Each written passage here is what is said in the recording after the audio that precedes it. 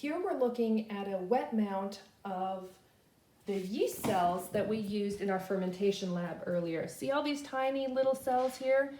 They're kind of like an egg shape. You can really see the nuclear membrane, or not the nuclear membrane, I'm sorry, your cytoplasmic membrane. Okay, here we have yeast cells.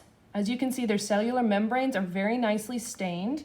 This is actually 100 times magnification. We see this healthy colony that we started growing from our sugar water to proof our yeast earlier today.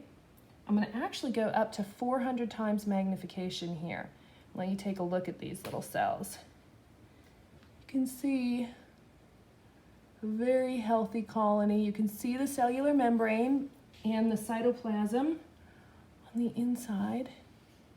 If you're very careful, I think you can actually see their